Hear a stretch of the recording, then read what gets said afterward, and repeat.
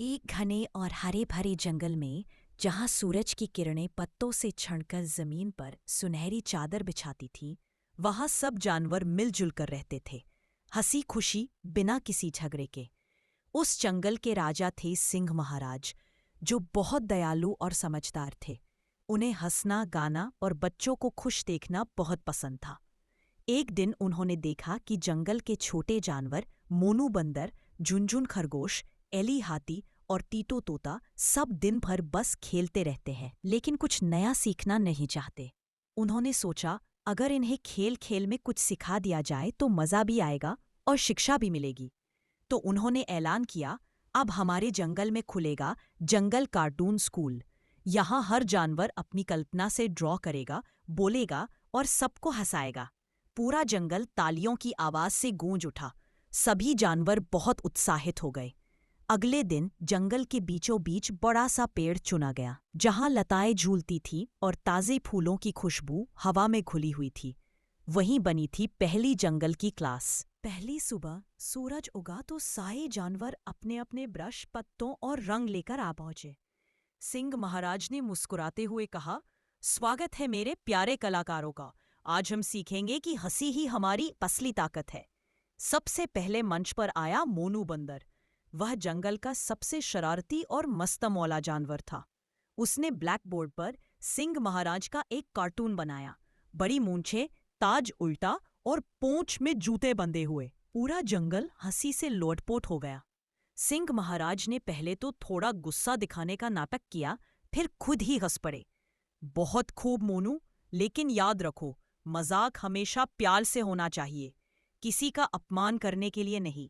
मोनू ने सिर झुकाया और बोला, जी महाराज, अब से मैं हंसी दूंगा, ठेस नहीं पहुंचाऊंगा। अब बारी थी एली हाथी की।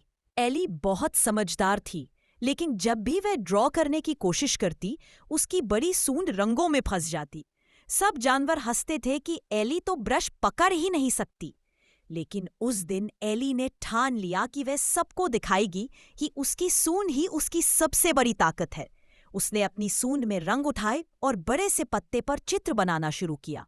धीरे धीरे उसने पूरा जंगल बना दिया, नीला आसमान, लाल फूल और सभी जानवरों के मुस्कुराते चेहरे। जब चित्र पूरा हुआ, सब दंग रह गए।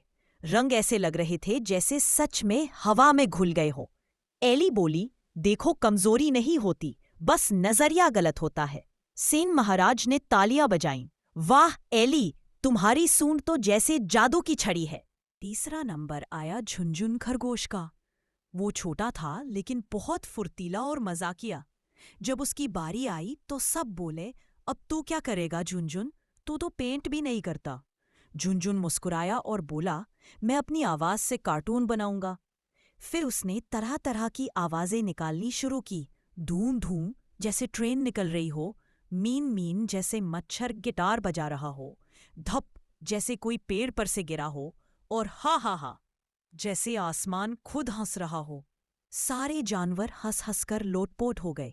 सिंह महाराज बोले, वाह झुनझुन, तू तो जंगल का साउंड कार्टूनिस्ट निकला। झुनझुन ने गर्व से कहा, हर आवाज में एक मुस्कान छिपी होती है। अब आई बारी टीटो तोते की। टीटो बोलने में माहिर था और उसे कहानी सुनाना बहुत पसंद था। उसने अपनी पंखों से मिट्टी पर एक रंगीन चित्र बनाया। एक पेड़ के नीचे 3 दोस्त झगड़ रहे हैं, बंदर, खरगोश और हाथी। फिर उसने अपनी आवाज में कहानी सुनाई।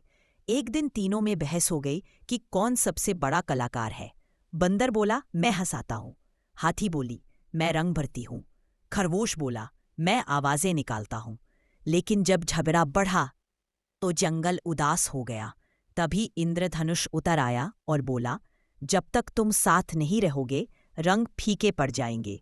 तीनों ने हाथ मिलाया और जंगल फिर से हंस पड़ा। कहानी खत्म होते ही सब जानवरों ने तालियां बजाई। सिंह महाराज की आंखों में चमक थी। टीटो, तुम्हारे कार्टून ने हमें दोस्ती का असली मतलब समझाया है। अगले दिन एक नया छात्र आया, भोलू भालू।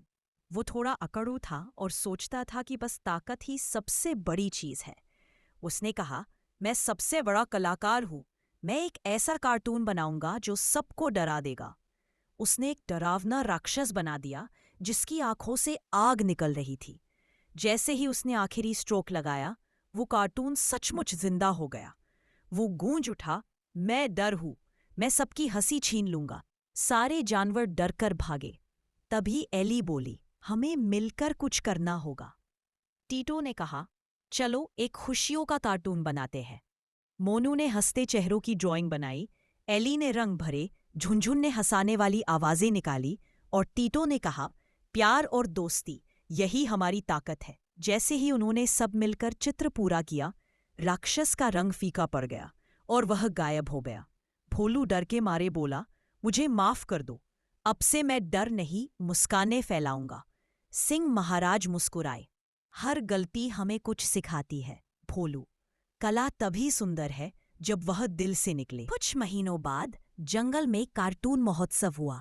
सारे जानवरों ने अपने अपने काम दिखाए। मोनू के हंसाने वाले कार्टून, एली के रंगीन चित्र, झुनझुन की आवाजों वाला शो, टीटो की कहानियां और भोलू का नया कॉमिक डर गया डर।